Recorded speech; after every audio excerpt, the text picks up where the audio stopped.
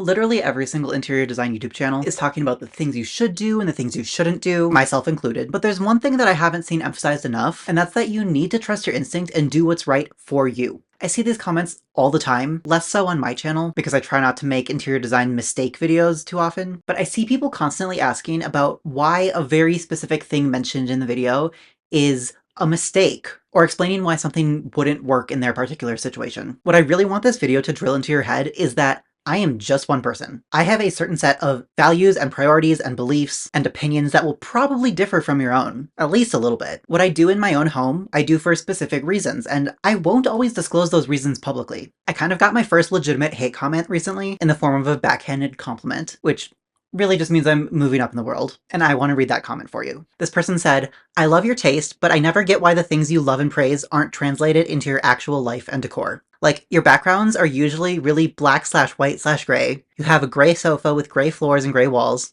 And even if you couldn't change some of that, you even chose a black, white, and gray blanket for the gray sofa. Even the painting on the back looks mostly black and white and a bit of green, and it looks really small for that space, which is something that you are usually against, which I agree. Even your sweater in this video is gray like the blanket. This video looks so gray. Frowny face." And then I went on to engage with this commenter more than I probably should have, but the main takeaway I wanted to impart was this. Sometimes cameras don't pick up color accurately, and sometimes people have barely enough disposable income for toilet paper, much less home furnishings. Also, my own personal tastes skew a little bit more brown and neutral and monochrome than I promote publicly. Don't get me wrong, I do love color, but I prefer to use it in a more subtle way in my own home. And also, I wholeheartedly believe in the use of color as a tool of resistance and decolonization, which is part of why I promote it so heavily. On top of it just looking really good when you get it right. Unless you're one of the very small handful of close relationships in my life who I actually talk to on a regular basis, you don't know the reason behind why something looks the way it looks, or why someone made a decision they did. There are so many factors that go into every single decision that we make, and so many of them are unconscious or made for us, whether by lack of money or by algorithms that favor bright, flashy, attention-grabbing things. Trends are a fun way to switch things up when you're feeling stale. Design styles are a good starting point when you desperately want to be in a relationship with your home and you just don't know where to start. And if your home feels off, those worst design mistakes videos can be really helpful in identifying something that isn't working. But ultimately,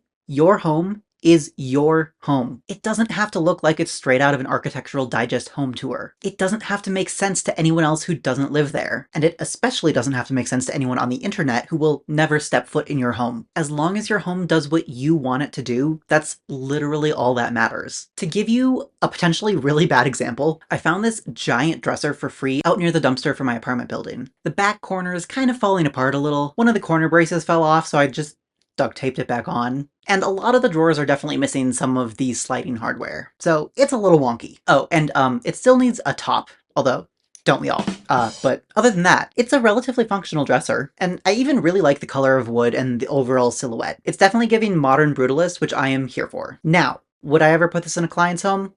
Absolutely not. But that's because if they've got enough money to hire me as a designer, they've got enough money for something better than literal trash. I, on the other hand, know the context behind my decisions and made this decision accordingly. The relevant information that went into making this decision was as follows. Number 1, I don't have access to a vehicle right now to go pick up large things for free off of Craigslist and Marketplace, so transportation is a major issue. Number 2, prior to finding this dresser, my clothes were in IKEA bags on the floor, so a janky dresser is definitely better than IKEA bags. And number 3, my budget is a big fat absolutely the fuck not. And on top of all of that, this is where I put the dresser. Yes, I took my closet doors off the track and stuck my dresser halfway in the closet. Do I love it? No. Is it better than what I had before? Definitely. Do I have plans to rearrange my entire room at some point in the future? Probably in a very spontaneous and unplanned fashion. You better believe it. This decision was entirely context dependent, and that's my main point. The dresser unfortunately does not fit in my closet, which is where I would love for it to go. So that leaves me with pretty limited options, especially considering how tiny my room is, and also how I essentially need my room to function as a set for my YouTube videos, or at least half of it anyways. I'm never going to style and photograph this part of my room because that's not my goal for this part of the room. And that's fine. I feel like we've collectively kind of gotten used to people who put out home design content showing us every single nook and cranny of their home. And that's great for the people who want to do that, but no one owes you that. These YouTubers, again, myself included, who are telling you to get bigger rugs and not use exposed light bulbs and stuff like that, are giving you general design advice that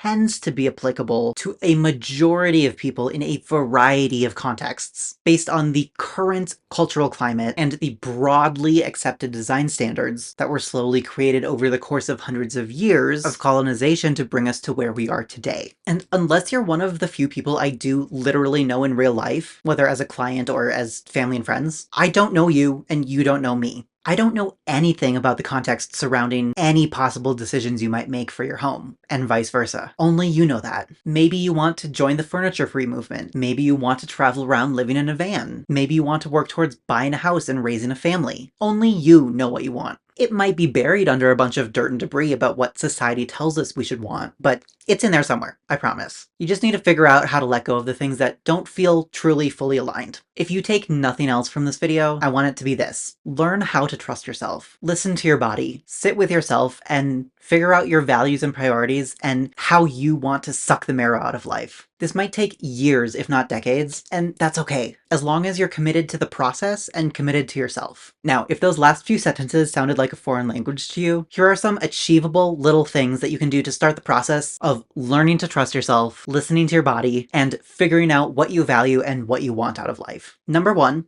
stare into the flame of a candle for as long as possible and just breathe. Number 2, write down everything you hate about your life, write down the opposite of each of those things, and write down what it would realistically take to go from the bad things to the good things. Number 3, take 3 incredibly slow steps and try to feel every single muscle that's contributing to every single step. And if you want to take this one up a notch, try to walk across an entire room doing this. It might take you 5 minutes, but this is one of those meditation exercises that really helped me get into my body. Number 4, figure out how you like to be bored. Whether that's reading romance novels, or doodling, or drinking tea, or just sitting there looking out the window. Number 5, whatever it would take to have your dream life, you need to feel so deeply in your heart that you know it's possible, and then allow yourself to dream so big that it scares you. Obviously, there's a lot of logistical factors and privilege that go into actually achieving your dream life, but just the act of dreaming is so important. Number 6 is to drink more water, because